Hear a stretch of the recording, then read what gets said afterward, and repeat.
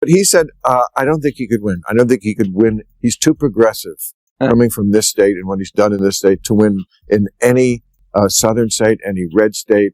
I disagreed, but now this is a progressive African-American owned station, and I'm sure they like you, but doesn't think you can win. What do you say to that? It's one thing to crack sarcasm at your favorite politician, but it's another to roast him like a Thanksgiving turkey on live TV. And that's exactly what Bill Maher just did to Gavin Newsom. Maher never hid his soft spot for the California governor, but even he seems fed up with the endless carnival act and finally dropped the gloves, shredding Newsom for his catastrophic leadership of California in a segment that was as savage as it was telling. Gavin Newsom is the governor of California, home to 12% of all Americans and 50% of all Mexicans. On the upside, Newsom is the only governor, with the possible exception of Kristi Noem, who looks like they could do porn. Bill Maher didn't hold back when he claimed Gavin Newsom's greatest legacy is looking like he belongs in the adult film industry. And that's not just a jab. It's a haymaker from someone who once praised him. Imagine being governor of one of the most powerful states in America, only to have your top achievement reduced to superficial looks. A parody-level compliment that says everything about how badly California has been run when even your biggest cheerleaders are mocking you. I don't want to say he really, really wants to be the guy who steps in if the current nominee goes down, but he gets an alert on his phone every time Biden can't think of a word. The downside is that governor of California is kind of like being conservator for Britney Spears. They'll attack him on California's homeless problem, but there's a response to that. The homeless can live anywhere, but they choose California.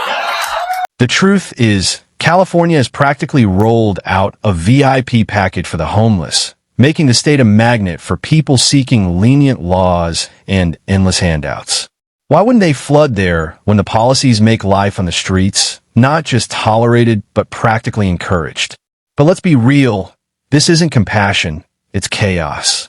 Under Gavin Newsom, homelessness hasn't just increased, it's exploded, turning once thriving neighborhoods into sprawling, tense cities where crime and drugs run rampant.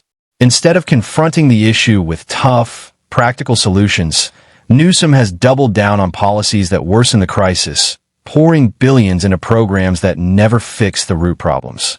And when you combine that with his soft-on-crime approach, where criminals are treated with kid gloves and victims are left behind, the results are predictable. More crime, more disorder, and a collapsing quality of life. Homelessness up, crime up, businesses closing, families fleeing. That's Newsom's real legacy, a disaster neatly wrapped in progressive talking points, but felt every day by ordinary Californians. Of course, the knock on Gavin has always been that he's slick. Yeah, you know what? I'm okay with that. I notice slick is something no one has been accusing Biden of lately. Do you want good at talking or don't you? Newsom is the best communicator in the party with a history of standing up to bullies, and his name lends itself to the best slogan since I Like Ike. I'm having Gavin. At last, Bill Maher voiced what frustrated Californians have been muttering for years. Gavin Newsom is less a governor and more a slick salesman in a designer suit, polished enough to wow a crowd, but hollow once you scratch the surface. He's mastered the art of sounding profound while saying absolutely nothing, spinning long, glittery speeches that circle around real problems without ever confronting them. Sure, he's charismatic, smooth, photogenic, and able to charm donors. But charm doesn't solve a housing crisis, rising crime, or the exodus of families and businesses leaving California behind. Time and again, Newsom has sidestepped accountability with pre-packaged lines and vague promises, but the cracks are showing. Californians see through the Broadway-style performance, and even Bill Maher, who once hyped him up, is now calling out the emptiness. And if Maher, a longtime ally, is openly mocking him, then maybe the rest of America should pay attention, because the shiny packaging can only hide the failures for so long before the whole act collapses. I was on KBLA yesterday, with my friend Tavis Smiley. I'm an investor and a supporter of that station. And he said, who do you want to run for president? I mentioned, I think you'd be good at the job. Not this year, we know. No, I know. Um, but he said, I don't think he could win. I don't think he could win. He's too progressive coming from this state and what he's done in this state to win in any southern state, any red state. I disagreed, but now this is a progressive African-American owned station, and I'm sure they like you, but doesn't think you. Anyone with a pulse knows Gavin Newsom's presidential chances are about as real as a diet pizza, non-existent. Not after the chaos he's created in California. His record is such a train wreck that no PR spin can polish it away. Once the crown jewel of innovation and prosperity, California has become the state people are fleeing from in record numbers. As businesses pack up, families relocate, and the wealthy bail on his reckless economic experiments. Under Newsom, the middle class is crushed under soaring costs of living. Taxes climb higher than the skyscrapers, and opportunities vanish. The California exodus isn't just about jobs. It's about people who no longer believe the state is livable. And the irony? Even Democrats are whispering doubts, admitting he's veered too far left. When your own side thinks you've jumped the shark, the White House dream isn't shaky. It's already buried. Look at the swing states. There's only 8 of them. Right. Well, I mean, California is an interesting case study, isn't it? It's the size of 21 state populations combined. Yeah. 2/3 of the state is very deeply red. We don't need to be lectured on rural politics or border issues. I mean, in so many ways, these are familiar issues, and the issues of the heartland of the United States are very much a part and parcel of the work we're doing in this state. But look, I understand this notion that you're from the coast, you don't understand those things. You can't talk the language. You're not able to communicate. No, it's stuff like there's a new law in this. I think we have way too many regulations and laws, as we've talked about. And this one, I think, says if you're a department store with over 500 employees, you have to have a gender-neutral toy department. Yeah. Bill Maher nailed it when he pointed out that what's really sinking Gavin Newsom isn't just crime or homelessness. It's the endless woke circus he's been leading with a megaphone. Voters across the country are exhausted from identity politics invading every corner of life, and California has become the epicenter of the madness. Newsom has championed some of the most laughable laws imaginable, like requiring toy stores with over 500 employees to create gender-neutral sections. Because apparently in his California, kids can't just play with toys. They need to issue a political statement while doing it. This isn't bold leadership. It's pandering nonsense that makes ordinary Americans roll their eyes. And if this is the vision he wants to take national, then his presidential hopes are already doomed. Too much government there. That's an interesting one because the department stores came to us supporting that. And they were the ones making a case for that. They were making a case they're already moving in that direction. Wanted you to make a law about them? Well, but they supported the legislation. It wasn't legislation that was enacted, that was initiated from my office, but it was legislation that came up with interesting support from the industry itself. But I understand how that's exploited, and good people can disagree. But that's not something we woke up and said, this is a top priority for the state, when we know the top priorities are homelessness, housing, the issues of crime, quality of life, and issues related to regulation and taxes, which are all top of mind. And that right, there is Gavin Newsom's smooth talk specialty, the oldest trick in the politician's playbook. Nobody is saying he doesn't know California's problems. Of course he knows. Everybody knows. Homelessness is out of control. Crime is rising, taxes are suffocating, and businesses are sprinting out of the state. These aren't hidden issues. They're front-page news every single day. The problem isn't awareness, it's action. Knowing your house is on fire doesn't make you a hero. Picking up the hose and putting it out does. Yet Newsom hides behind glossy speeches and catchy buzzwords, pretending that acknowledging the disaster equals leadership. But speeches don't lower rent, fix budgets, or make cities safer.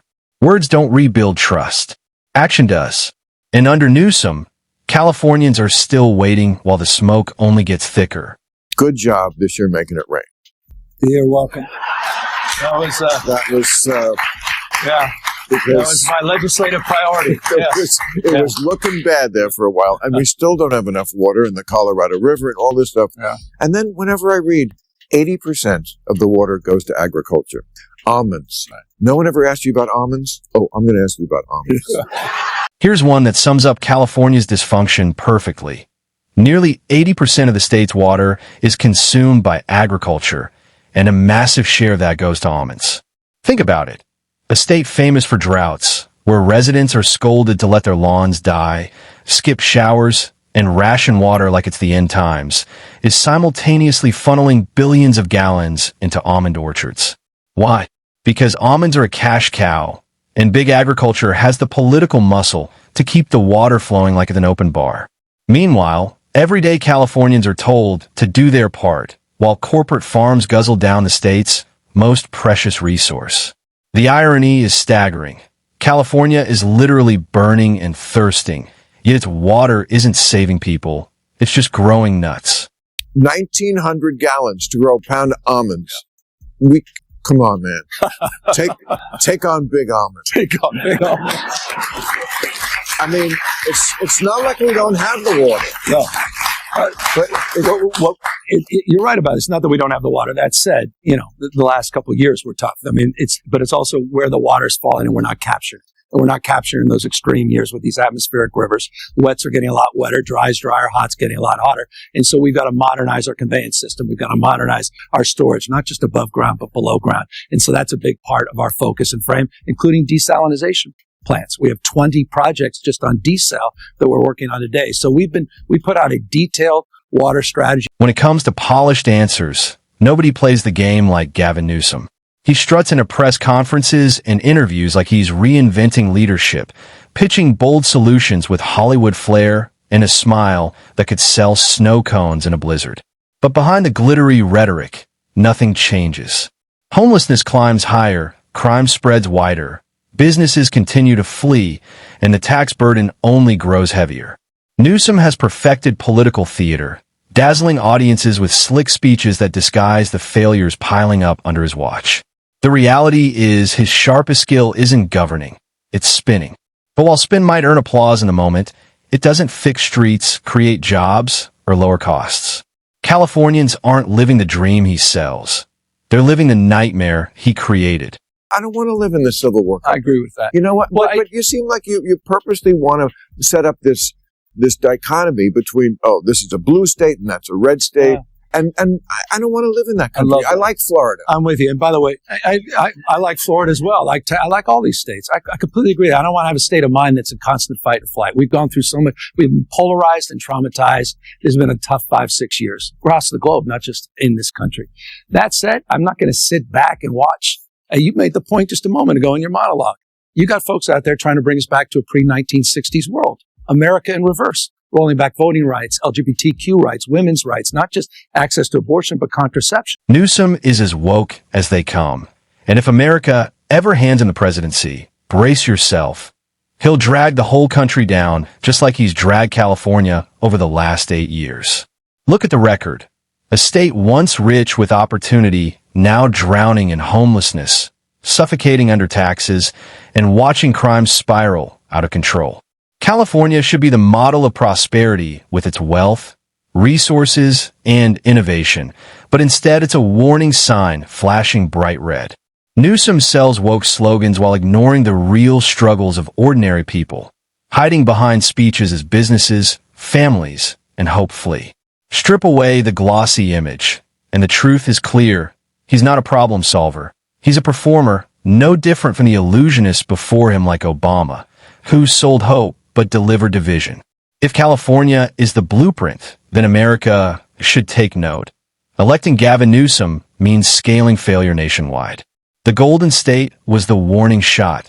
The only question is, will the rest of the country listen before it's too late?